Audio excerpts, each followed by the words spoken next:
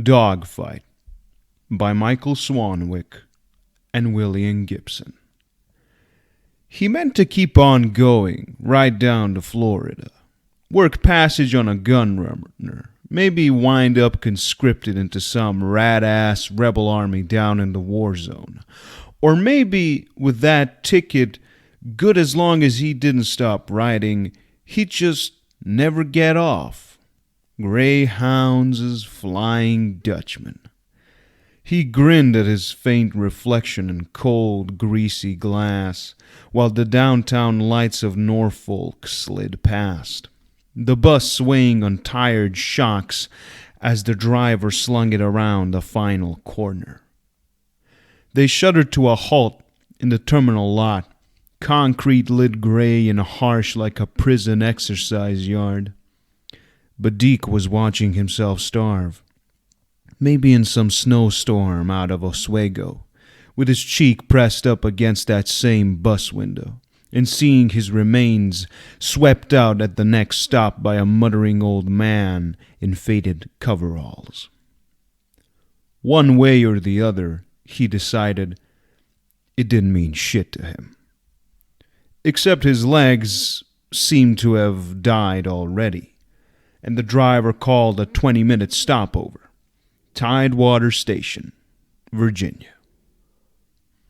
It was an old cinder block building with two entrances to each restroom, holdover from the previous century.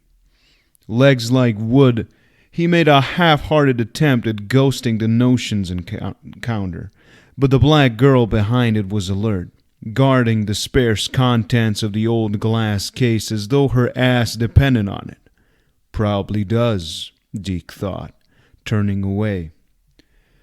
Opposite the washrooms, an open doorway offered games, the word flickering feebly in biofluorescent plastic. He could see a crowd of the local kickers clustered around a pool table. Aimless, his boredom following him like a cloud, he stuck his head in and saw a biplane. Wings no longer than his thumb, blossom bright orange flame. Corkscrewing, trailing smoke, it vanished the instant it struck the green felt field of the table. "That's right, Tiny," a kicker bellowed. "You take that sumbitch." "Hey," Deke said. "What's going on?" The nearest kicker was a beanpole with a black mesh Peterbilt cap. "Tiny's defending the Max," he said, not taking his eyes from the table. "Oh yeah? What's that?" But even as he asked, he saw it. A blue enamel medal shaped like a Maltese cross, the slogan "Pour le mérite" divided among its arms. The blue Max rested on the edge of the table, directly before a vast and perfectly immobile bulk wedged into a fragile-looking chrome tube chair. The man's khaki work shirt would have hung on a Deke like the folds of a sail, but it bulged across that bloated torso so tautly that the buttons threatened to tear away at any instant.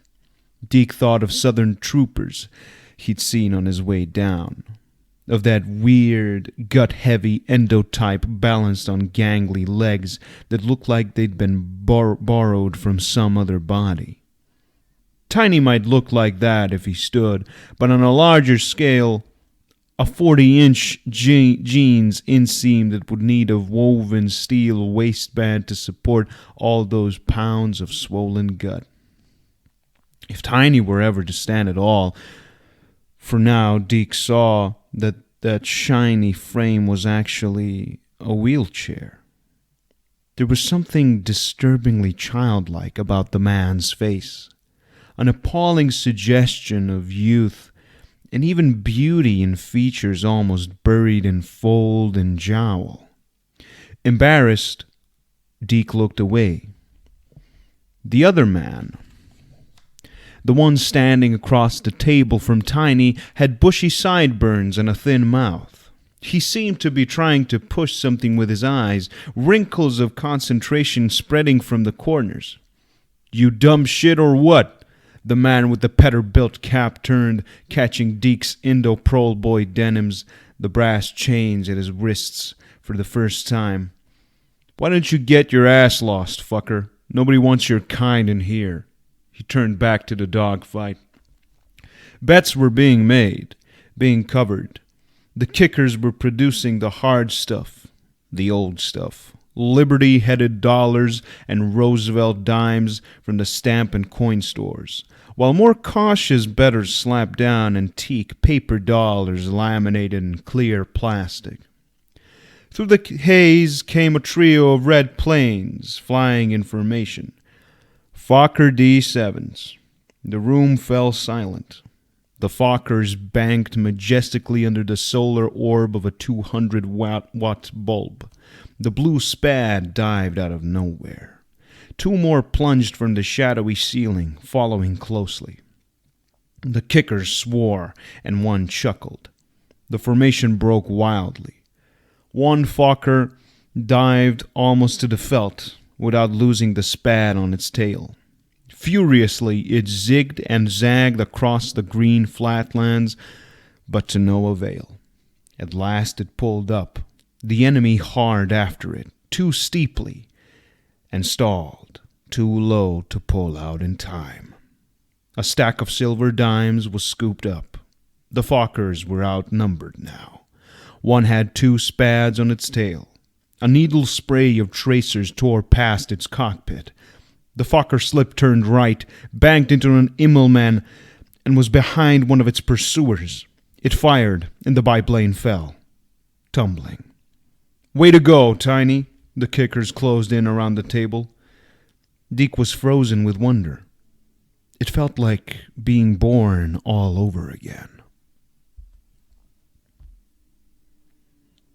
Frank's truck stop was 2 miles out of town on the commercial vehicles-only route.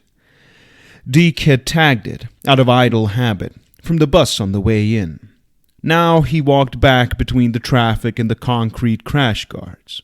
Articulated trucks went slamming past, big 8-segmented jobs, the wash of air each time threatening to blast him over. CVO stops were easy makes.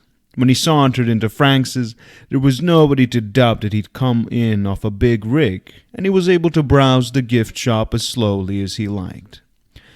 The wire rack with the projective wetware wafers was located between a stack of Korean cowboy shirts and a display for Fuzz Buster mudguards. A pair of oriental dragons twisted in the air over the rack, either fighting or fucking. He couldn't tell which. The game he wanted was there. A wafer labeled Spads and Fokkers. It took him 3 seconds to boost it and less time to slide the magnet, which the cops in D.C. hadn't even bothered to confiscate, across the Universal Security Strip.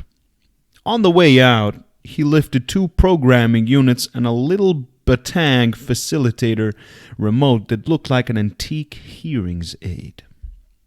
He chose a high stack at random and fed the rental agent the line he'd use since his welfare rights were yanked. Nobody ever checked up. The state just counted occupied rooms and paid. The cubicle smelled faintly of urine, and someone had scrawled hard anarchy liberation front slogans across the walls. Deke kicked trash out of a corner, sat down, back to the wall, and ripped open the wafer pack. There was folded instruction sheet with diagrams of loops, rolls, and Immelmanns, a tube of saline paste, and a computer list of operational specs. And the wafer itself, white plastic with a blue biplane and logo on one side, red on the other. He turned it over and over in his hand. Spads and Fokkers. Fokkers and Spads. Red or blue. He fitted the batang behind his ear after coating the inductor surface with paste, jacked its fiber optic ribbon into the programmer, and plugged the programmer into the wall current. Then he slid the wafer into the programmer. It was a cheap set, Indonesian, and the base of his skull buzzed uncomfortably as the program ran. But when it was done, a sky-blue spad darted restlessly through the air a few inches from his face. It almost glowed. It was so real. It had the strange inner life that fanatically detailed museum-grade models often have, but it took all of his concentration to keep it in existence. If his attention wavered at all, it lost focus, fuzzing into a pathetic blur. He practiced until the battery in the ear set died, then slumped against the wall and fell asleep. He dreamed of flying, in a universe that consisted entirely of white clouds and blue sky, with no up and down, and never a green field to crash into. He woke to a rancid smell of frying krill cakes, and winced with hunger. No cash, either. Well, there were plenty of student types in the stack, bound to be one who would like to score a programming unit. He hit the hall with the boosted spare. Not far down was a door with a poster on it. "There's a hell of a good universe next door." Under that was a starscape with a cluster of multicolored pills, torn from an ad for some pharmaceutical company, pasted over an inspirational shot of the quote-unquote space colony that had been under construction since before he was born. "Let's go," the poster said beneath the collaged hypnotics. He knocked. The door opened. Security slid, stopping it at a 2-inch slice of girl face. "Yeah? You're going to think this is stolen." He passed the programmer from hand to hand. "I mean, because it's new, virtual cherry, and the barcode's still on it. But listen, I'm not going to argue the point. No, I'm going to let you have it for only like half what you'd pay anywhere else." "Hey, wow, really? No kidding." The visible fraction of mouth twisted into a strange smile. She extended her hand, palm up, a loose fist, level with his chin. "Look here." There was a hole in her hand, a black tunnel that ran right up her arm. 2 small red lights, rats' eyes. They scurried towards him, growing, gleaming. Something gray streaked forward and leaped for his face. He screamed, throwing hands up to ward it off. Legs twisting, he fell, the programmer shattering under him. Silicate shards skittered as he trashed, clutching his head. Where it hurt? It hurt. It hurt very badly indeed. "Oh my God!" Slides unsnapped, and the girl was hovering over him. "Here, listen, come on." She dangled a blue hand towel. "Grab onto this and I'll pull you up." He looked at her through a wash of tears. Student. That fed look. The oversized sweatshirt. Teeth so straight and white they could be used as a credit reference. A thin gold chain around one ankle. Fuzzed, he saw, with baby-fine hair. Choppy Japanese haircut. Money. "That sucker was going to be my dinner," he said ruefully. He took hold of the towel and let her pull him up. She smiled, but skittishly backed away from him. "Let me make it up to you," she said. "You want some food? It was only a projection, okay?" He followed her in, wary as an animal entering a trap. "Holy shit," Deke said. "This is real cheese." He was sitting on a gut-sprung sofa, wedged between a 4-foot teddy bear and a loose stack of floppies. The room was ankle-deep in books and clothes and papers. But the food she magicked up, Gouda cheese and tinned beef and honest-to-God greenhouse wheat wafers, was straight out of the Arabian Nights. "Hey," she said, "we know how to treat a prole boy, right? Huh?" Her name was Nance Bettendorf. She was 17. Both her parents had jobs, greedy buggers, and she was an engineering major at William and Mary. She got top marks, except in English. "I guess you must really have a thing about rats. You got some kind of phobia about rats?" He glanced sidelong at her bed. You couldn't see it, really. It was just a swell in the ground cover. It's not like that. It just reminded me of something else, is all. Like what? She squatted in front of him, the big shirt riding high up one smooth thigh. Well, did you ever see his voice involuntarily rose and rushed past the words, Washington Monument? Like at night? It's got these two little red lights on top. Aviation markers or something, and I... He started to shake. You're afraid of the Washington Monument? Nance whooped and rolled over with laughter, long tanned legs kicking. She was wearing a crimson bikini panties. I would die rather than look at it again, he said levelly. She stopped laughing then, sat up, studied his face. White, even teeth worried at her lower lip, like she was dragging up something she didn't want to think about. At last, she ventured, Brain lock? Yeah, he said bitterly. They told me I'd never go back to D.C. And then the fuckers laughed. What did they get you for? I'm a thief. He wasn't about to tell her that the actual charge was career shoplifting.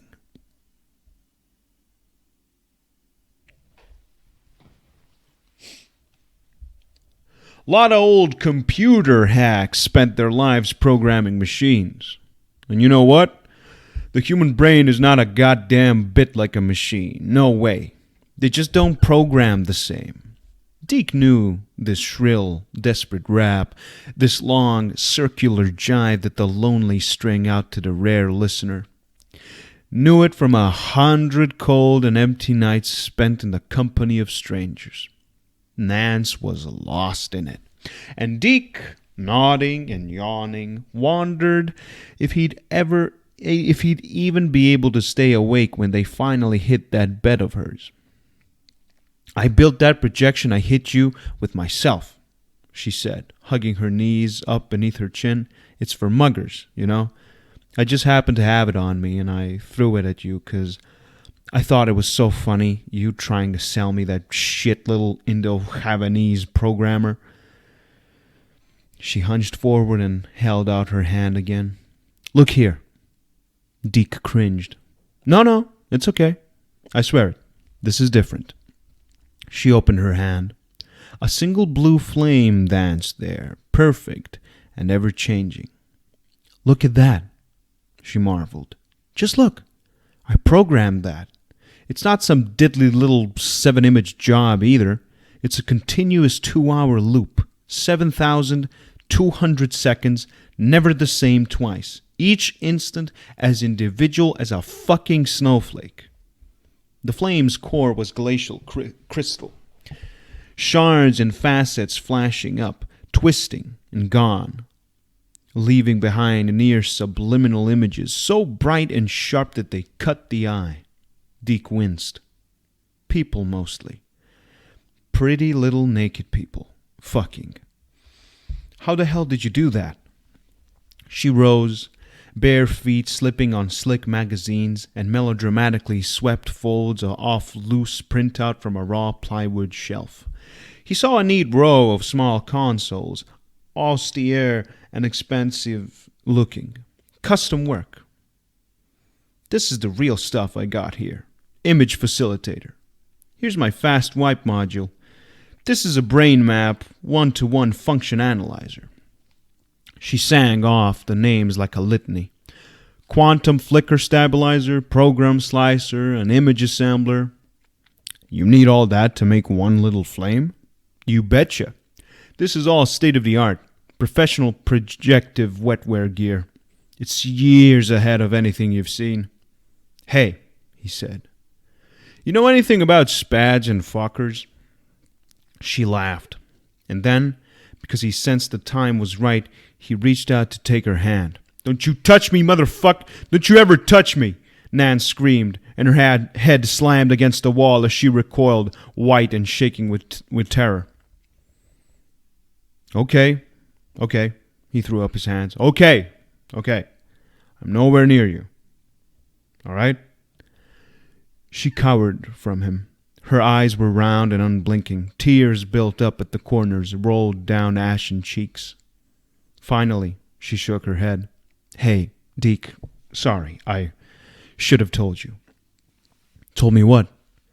But he had a creepy feeling. Already knew. The way she clutched her head, the weakly spasmodic way her hands opened and closed. You got a brain lock too. Yeah. She closed her eyes. It's a chastity lock. My asshole parents paid for it, so I can't stand to have anybody touch me or even stand too close. Eyes opened in blind hate. I didn't even do anything. Not a fucking thing. But they've both got jobs and they're so horny for me to have a career that they can't piss straight. They're afraid I'd neglect my studies if I got, involved in sex and stuff. The day the brain lock comes off, I'm going to fuck the vilest, greasiest, hairiest. She was clutching her head again. Deke jumped up and rummaged through the medicine cabinet. He found a jar of B-complex vitamins, pocketed a few against need, and brought 2 to Nance with a glass of water. Here. He was careful to keep his distance. This'll take the edge off. Yeah, she said. Then, almost to herself, you must really think I'm a jerk.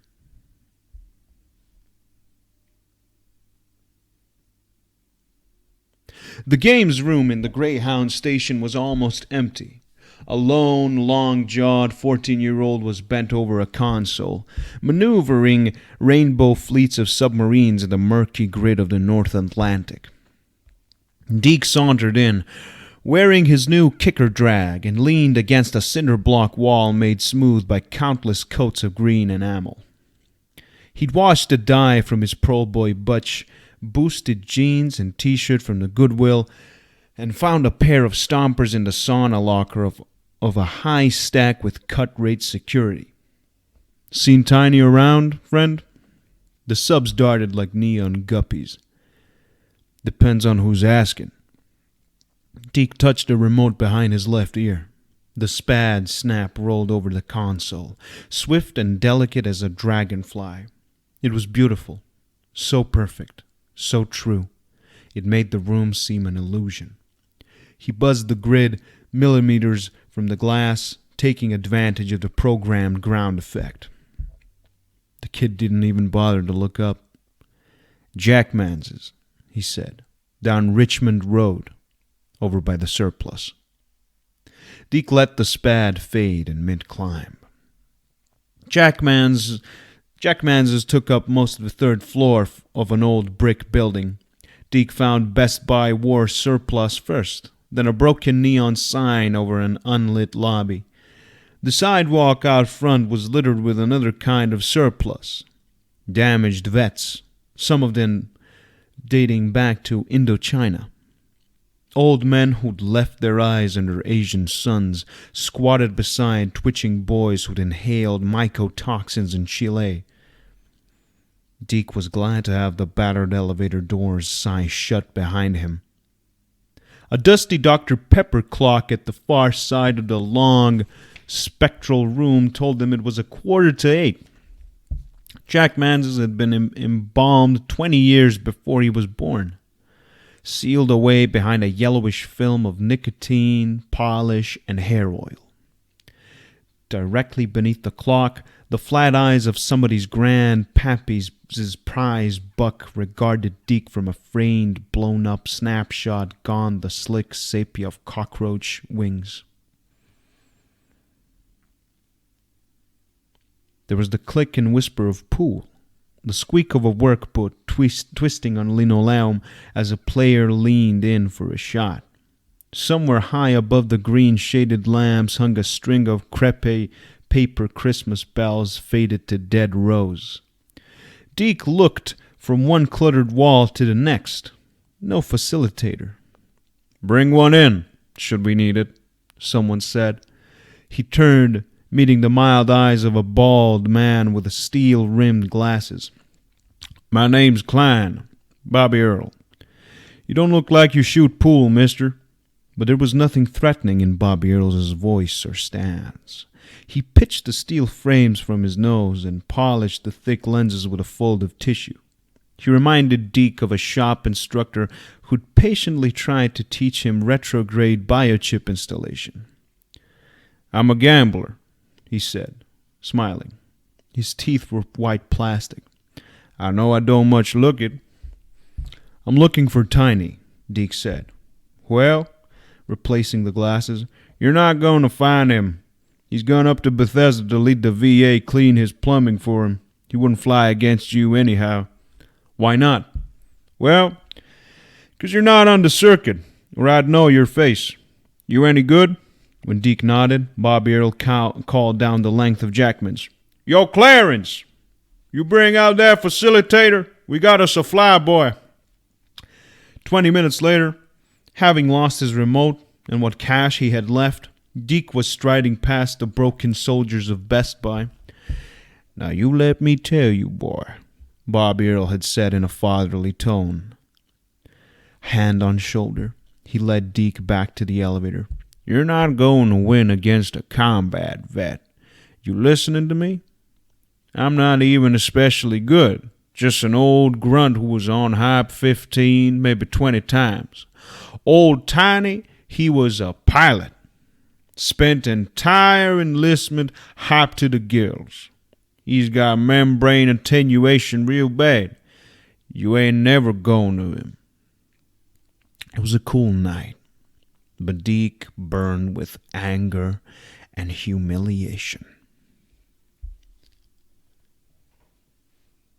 "Jesus, that's crude," Nance said as the Spad strafed mounds of pink underwear. Deke hunched up on the couch, yanked her flashy little brown remote from behind his ear. "Now don't you get on my case too, Miss Rich Bitch Gonna Have a Job. Hey, lighten up. It's nothing to do with you. It's just tech. That's a really primitive wafer you got there. I mean, on the street, maybe it's fine. But compared to the work I do at school, it's... Hey, you ought to let me rewrite it for you." "Say what?" "Let me beef it up. These suckers are all written in hexadecimal. See? 'Cause the industry programmers are all washed out computer hacks. That's how they think. But let me take you to the reader analyzer at the department. Run a few changes on it. Translate it into a modern wet language. Edit out all the redundant intermediaries. That'll goose up your reaction time. Cut the feedback loop in half, so you'll fly faster and better. Turn you into a real pro, Ace." She took a hit off her bong, then doubled over laughing and choking. "Is that legit?" Deke asked, dubiously. "Hey, why do you think people buy gold wire remotes? For the prestige? Shit, conductivity's better. Cuts a few nanoseconds off the reaction time. And reaction time is the name of the game, kiddo." "No," Deke said. "If it were that easy, people'd already have it. Tiny Montgomery would have it. He'd have the best." "Don't you ever listen?" Nance set down the bong. Brown water slopped onto the floor. "The stuff I'm working on is 3 years ahead of anything you'll find on the street." "No shit," Deke said after a long pause. "I mean, you can do that?" It was like graduating from a Model T to a 93 Lotus. The Spad handled like a dream, responsive to Deke's slightest thought. For weeks he played the arcades with not a nibble. He flew against the local teens and by ones and threes shot down their planes. He took chances, played Flash, and the planes tumbled. Until one day, Deke was tucking his seed money away and a lanky black straightened up from the wall. He eyed the laminatids in Deke's hand and grinned. A ruby tooth gleamed. "You know," the man said, "I heard there was a Casper who could fly going up against the kiddies." "Jesus," Deke said, spreading Danish butter on a kelp stick. "I wiped the floor with those spades. They were good, too." "That's nice, honey," Nance mumbled. She was working on her finals project, sweating data into a machine. "You know, I think what's happening is I got real talent for this kind of shit, you know?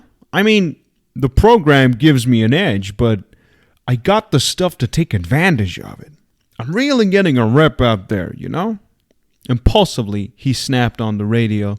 Scratchy Dixieland brass blared. "Hey," Nazi said, "do you mind?" "No, I'm just..." He fiddled with the knobs, came up with some slow, romantic bullshit. "There. Come on. Stand up. Let's dance." "Hey, you know I can't." "Sure you can, sugar cakes." He threw her the huge teddy bear and snatched up a patchwork cotton dress from the floor. He held it by the waist and sleeve, tucking the collar under his chin.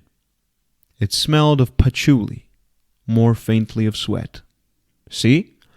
I stand over here, you stand over there. We dance. Get it?" Blinking softly, Nance stood and clutched the bear tightly. They danced then, slowly, staring into each other's eyes. After a while, she began to cry. But still, she was smiling. Deke was daydreaming, imagining he was Tiny Montgomery wired into his jump jet. Imagined the machine responding to his slightest neural twitch, reflexes cranked way up, hype flowing steadily into his veins. Nance's floor became jungle, her bed a plateau in the Andean foothills, and the Deke flew his Spad at force speed as if it were a full-wired interactive combat machine. Computerized hypos fed a slow trickle of high-performance enhancement melange into his bloodstream. Sensors were wired directly into his skull, pulling a supersonic snap turn in the green-blue bowl of sky over Bolivian rainforest. Tiny would have felt the airflow over control surfaces. Below, grunts hacked through the jungle with hype pumps strapped above elbows to give them that little extra death dance fury in combat. A shot of liquid hell in a blue plastic vial. Maybe they got 10 minutes' worth in a week. But coming in at treetop level, reflexes cranked to the max, flying so low the ground troops never spotted you until you were on them. Phosgene agents released, away and gone before they could draw a bead. It took a constant trickle of hype just to maintain, and the direct neuron interface with the jump jet was a two-way street. The onboard computers monitored biochemistry and decided when to open the sluice gates and give the human component a killer jolt of combat edge. Dosages like that ate you up. Ate you good and slow and constant, etching the brain surfaces, eroding away the brain cell membranes. If you weren't yanked from the air promptly enough, you ended up with brain cell attenuation, with reflexes too fast for your body to handle, and your fight-or-flight reflexes fucked real good. "I aced it, prole boy." "Huh?" Deke looked up, startled, as Nance slammed in, tossing books and bag onto the nearest heap. "My finals project. I got exempted from exams. The prof said he'd never seen anything like it. Hey, dim the lights, would you? The colors are weird on my eyes." He obliged. "So show me. Show me this wonderful thing." "Yeah, okay." She snatched up his remote, kicked clear standing space atop the bed, and struck a pose. A spark flared into flame in her hand. It spread in a quicksilver line up her arm, around her neck, and it was a snake with triangular head and flickering tongue. Molten colors, oranges and reds. It slithered between her breasts. "I call it a fire snake," she said proudly. Deke leaned close, and she jerked back. Sorry, it's like your flame, huh? I mean, I can see these tiny little fuckers in it. Sort of. The fire snake flowed down her stomach. Next month, I'm going to splice 200 separate flame programs together with mal-justification in between to get the visuals. Then I'll tap the mind's body image to make it self-orienting, so it can crawl all over your body without your having to mind it. You could wear it dancing. Maybe I'm dumb, but if you haven't done the work yet, how come I can see it? Nance giggled. That's the best part. Half the work isn't done yet. Didn't have the time to assemble the pieces into a unified program. Turn on that radio, huh? I want to dance. She kicked off her shoes. Deke tuned in something gutsy. Then, at Nance's urging, turned it down, almost to a whisper. I scored 2 hits of hype, see? She was bouncing on the bed, whispering, weaving her hands like a Balinese dancer. Ever try the stuff? Incredible. Gives you like absolute concentration. Look here. She stood on point. Never done that before. Hype, Deke said. Last person I heard of got caught with that shit he got 3 years in the infantry. How'd you score it? Cut a deal with a vet who was in grad school. She bombed out last month. Stuff gives me perfect visualization. I can hold the projection with my eyes shut. It was a snap assembling the program in my head. On just 2 hits, huh? 1 hit. I'm saving the other. Teach was so impressed he's sponsoring me for a job interview. A recruiter from IG Feuchtwagen hits campus in 2 weeks. That cap is going to sell him the program and me. I'm going to cut out of school 2 years early, straight into the industry. Do not pass jail, do not pay $200. The snake curled into a flaming tiara. It gave Deke a funny, creepy feeling to think of Nance walking out of his life. I'm a witch, Nance sang, a wetware witch. She shucked her shirt over her head and sent it flying. Her fine, high breasts moved freely, gracefully as she danced. I'm gonna make it. Now she was singing a current pop hit. To the top. Her nipples were small and pink and aroused. The fire snake licked them and whipped away. Hey, Nance, Deke said uncomfortably. Calm down a little, huh? I'm celebrating. She hooked a thumb into her shiny gold panties. Fire swirled around her hand and crotch. I'm the virgin goddess, baby, and I have the power. Singing again. Deke looked away. Gotta go now, he mumbled. Gotta go home and jerk off. He wondered where she'd hidden that second hit. Could be anywhere.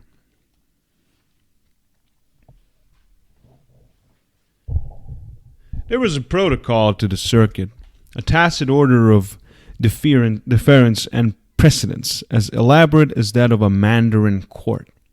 It didn't matter that Deke was hot, that his rep was spreading like wildfire. Even a named flyboy couldn't just challenge whom he wished. He had to climb the ranks. But if you flew every night, if you were always available to anybody's challenge, and if you were good, well, it was possible to climb fast. Deke was 1 plane up. It was tournament fighting. 3 planes against 3. Not many spectators. 12, maybe. But it was a good fight. And they were noisy. Deke was immersed in the manic calm of combat when he realized suddenly that they had fallen silent. Saw the kickers stir and exchange glances.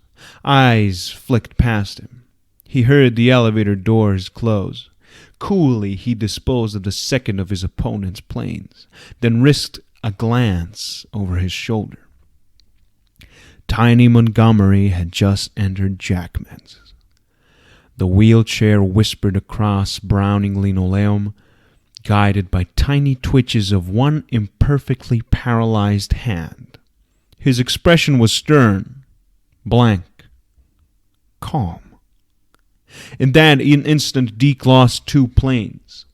One to de-resolution, gone to blur and cancelled out by the facilitator, and the other because his opponent was a real fighter. Guy did a barrel roll, killing speed and slipping to the side, and strafed Deke's biplane as it shot past. It went down in flames. Their last 2 planes shared altitude and speed, and as they turned, trying for position, they naturally fell into a circling pattern. The kickers made room as Tiny wheeled up against the table. Bobby Earl Klein trailed after him, lanky and casual. Deke and his opponent traded glances and pulled their machines back from the pool table so they could hear the man out. Tiny smiled. His features were small, clustered in the center of his pale, doughy face. One finger twitched slightly on the chrome hand wrist. "I heard about you." He looked straight at Deke. His voice was soft and shockingly sweet, a baby girl little voice. "I heard you're good." Deke nodded slowly. The smile left Tiny's face. His soft, fleshy lips relaxed into a natural pout, as if he were waiting for a kiss. His small, bright eyes studied Deke without malice. "Let's see what you can do, then."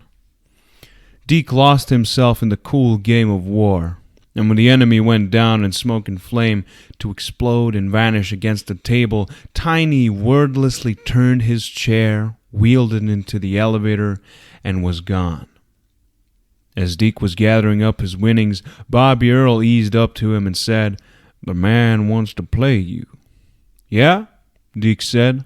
Deke was nowhere near high enough on the circuit to challenge Tiny. "What's the scam?"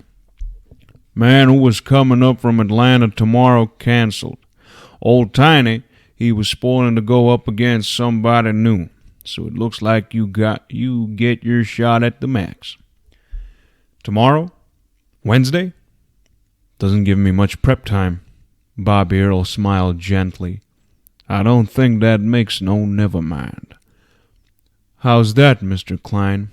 "Boy, you just ain't got the moves. You follow me?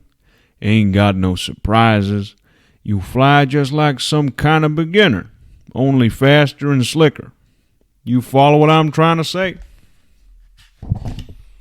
"I'm not sure I do." "You want to put a little action on that?" "Tell you truthful," Klein said, "I've been hoping on that." He drew a small black notebook from his pocket and licked a pencil stub. "Give you 5 to 1. There's nobody gonna give no fairer odds than that." He looked at Deke almost sadly. "But Tiny, he's just naturally better than you. And that's all she wrote, boy. He lives for the goddamn game. Ain't got nothing else. Can't get out of that goddamn chair. You think you can best a man who's fighting for his life? You just lying to yourself." Norman Rockwell's portrait of the colonel regarded Deke dispassionately from the Kentucky Fried across Richmond Road from the coffee bar. Deke held his cup with hands that were cold and trembling. His skull hummed with fatigue. Klein was right, he told the colonel.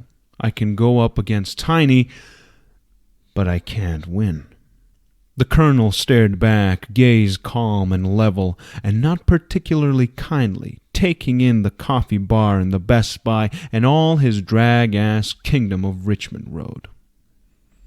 Waiting for Deke to admit to the terrible thing he had to do.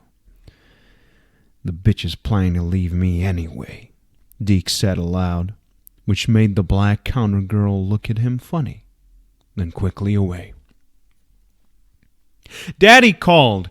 Nance danced into the apartment, slamming the door behind her. "And you know what? He says if I can get this job and hold it for 6 months, he'll have the brain lock reversed. Can you believe it, Deke?" She hesitated. "You okay?" Deke stood. Now that the moment was on him, he felt unreal, like he was in a movie or something.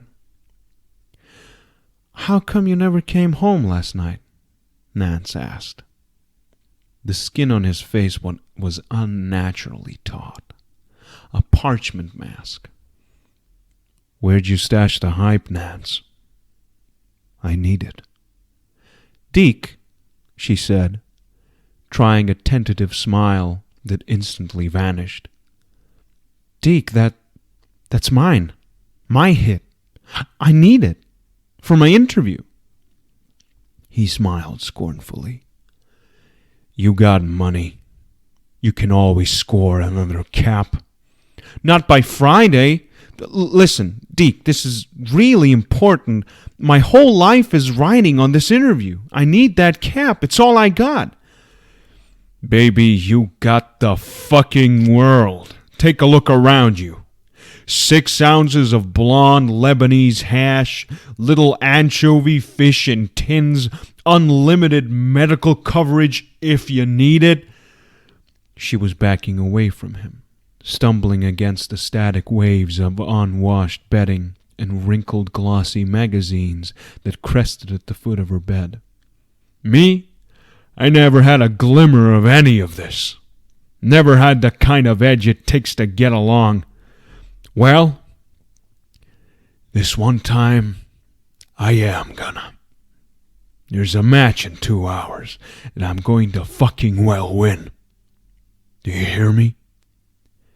He was working himself into a rage, and that was good. He needed it for what he had to do. Nance flung up an arm, palm open, but he was ready for that, and slapped her hand aside, never even catching a glimpse of the dark tunnel, let alone those little red eyes. Then they were both falling, and he was on top of her, her breath hot and rapid in his face. Deke, I need that shit, Deke, my interview, it's the only, I gotta. She twisted her face away, crying into the wall. "Please, God, please don't." "Where did you stash it?" Pinned against the bed under his body, Nance began to spasm, her entire body convulsing in pain and fear. "Where is it?" Her face was bloodless, gray corpse flesh, and horror burned in her eyes. Her lips squirmed. It was too late to stop now. He'd crossed over the line. Deke felt revolted and nauseated. All the more so because on some unexpected and unwelcome level, he was enjoying this. "Where is it, Nance?" And slowly, very gently, he began to stroke her face.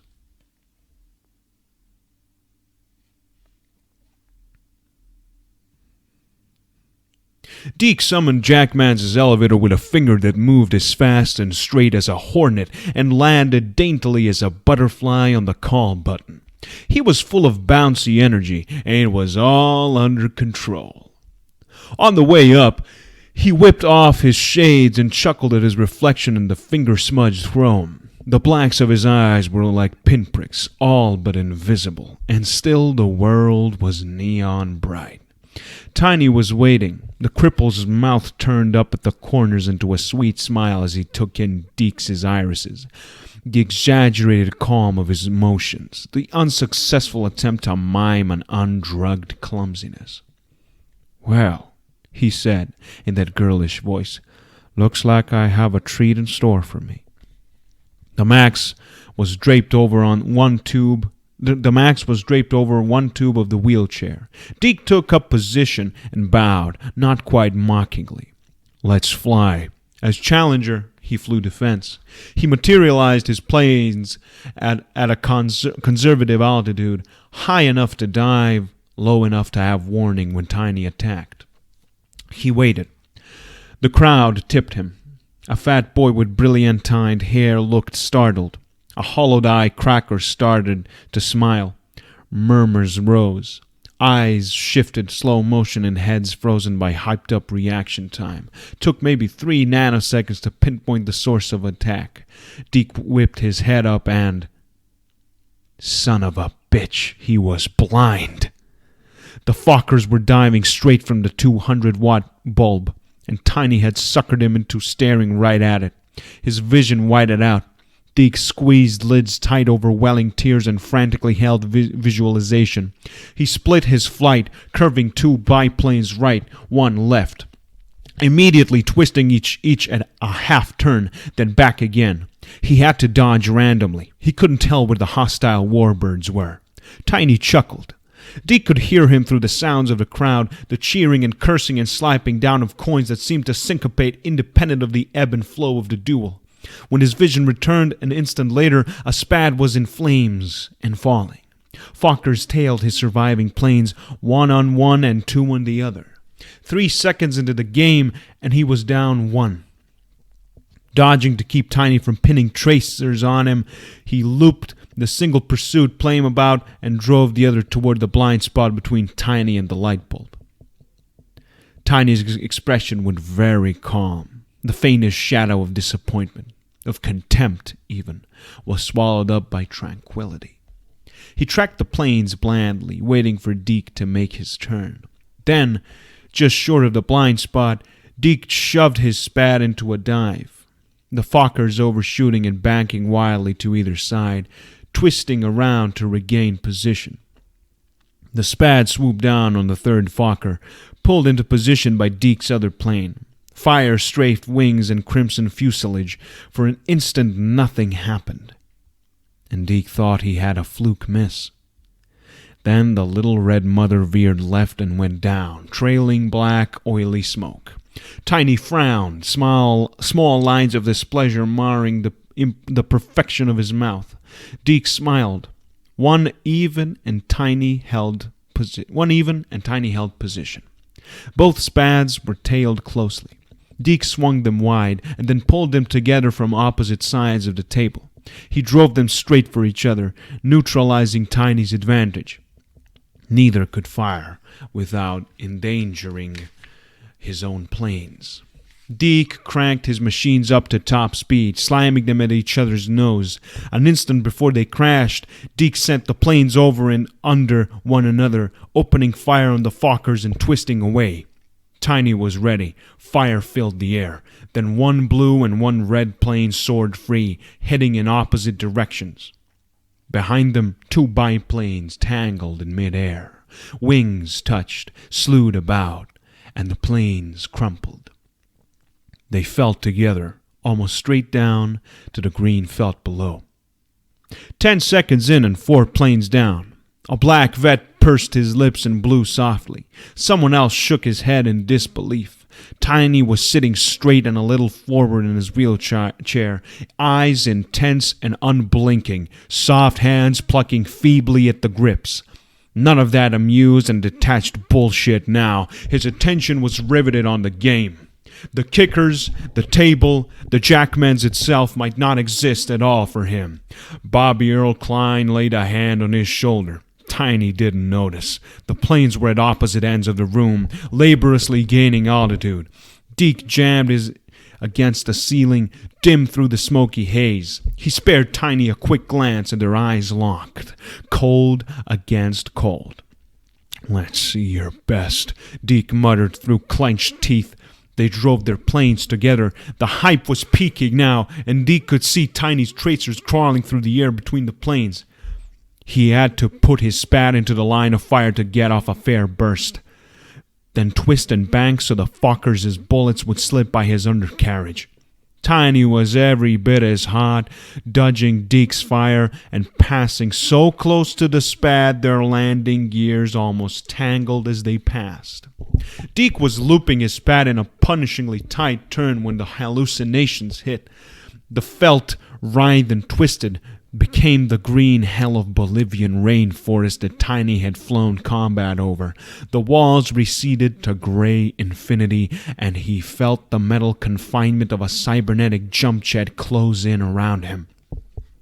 But Deke had done his homework. He was expecting the hallucinations, and he knew he could deal with them.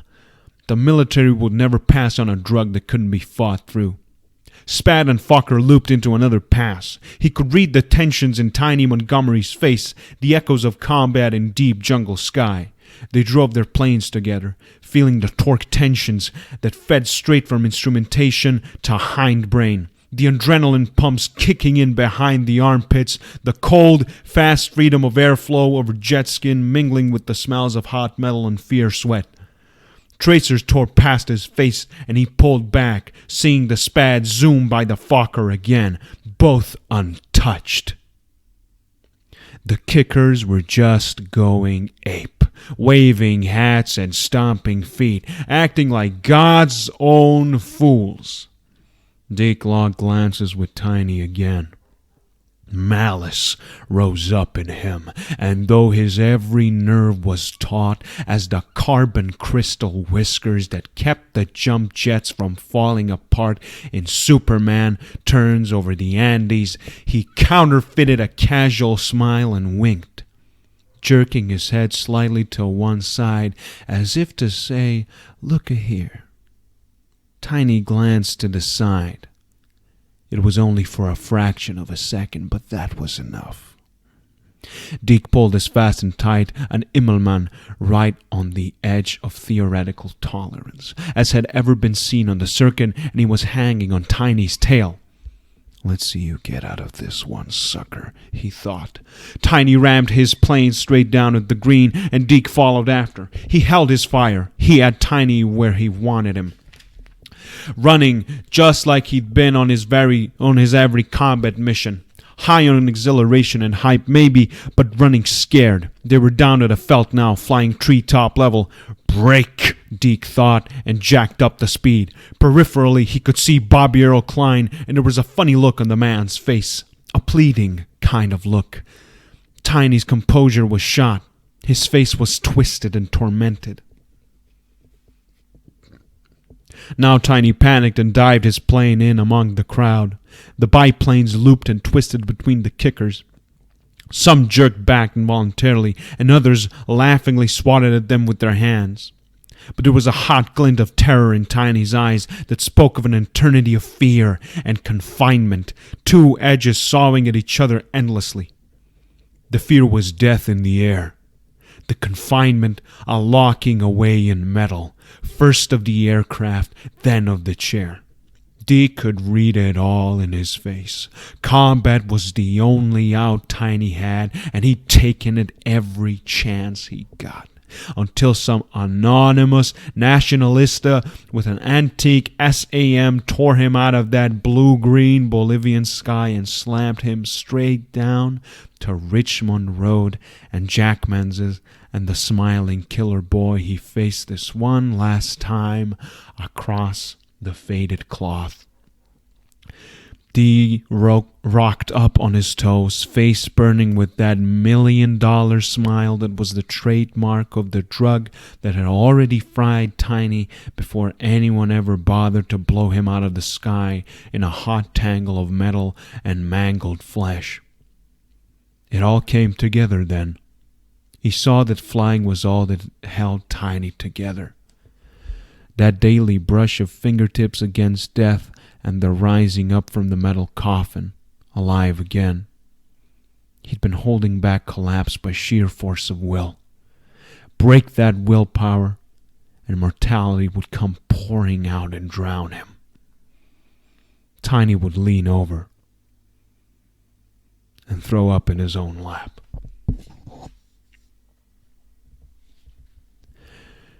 And Deke drove it home. There was a moment of stunned silence as Tiny's last plane vanished in a flash of light.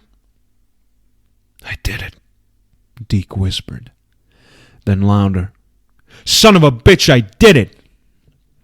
Across the table from him, Tiny twisted in his chair, arms jerking spastically. his head lolled over on one shoulder. Behind him, Bobby Earl Klein stared straight at Deke, his eyes hot coals. The gambler snatched up the max and wrapped its ribbon around a stack of laminatids. Without warning, he flung the bundle at Deke's face. Effortlessly, casually, Deke plucked it from the air. For an instant, then, it looked like the gambler would come at him, right across the pool table. He was stopped by a tug on his sleeve. "Bobby Earl," Tiny whispered, his voice choking with humiliation. "You gotta get me out of here." Stiffly, angrily, Klein wheeled his friend around and then away into shadow. Deke threw back his head and laughed. By God, he felt good. He stuffed the max into a shirt pocket where it hung cold and heavy. The money he crammed into his jeans. Man, he had to jump with it. His triumph leaping up through him like a wild thing, fine and strong as the flanks of a buck in the deep woods he'd seen from a greyhound once, and for this one moment it seemed that everything was worth it somehow. All the pain and misery he'd gone through to finally win. But Jackman's was silent. Nobody cheered. Nobody crowded around to congratulate him. He sobered, and silent, hostile faces swam into focus. Not one of these kickers was on his side. They radiated contempt, even hatred. For an interminably drawn-out moment, the air trembled with potential violence. And then someone turns to the side, hawked up phlegm, and spat on the floor. The crowd broke up, muttering, one by one drifting into darkness. Deke didn't move. A muscle in one leg began to twitch, harbinger of the coming hype crash. The top of his head felt numb, and there was an awful taste in his mouth. For a second, he had to hang on to the table with both hands to keep from falling down forever into the living shadow beneath him. As he hung impaled by the prize Bucks's dead eyes in the photo under the Dr. Pepper clock, a little adrenaline would pull him out of this. He needed to celebrate, to get drunk or stoned or talk it up, going over the victory time and again, contradicting himself, making up details, laughing and bragging. A starry old night like this called for big talk. But standing there with all of Jackman's silent and vast empty around him, he realized suddenly that he had nobody left to tell it to. Nobody at all.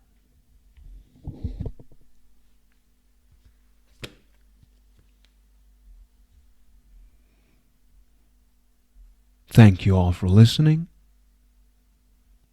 We'll see you next time.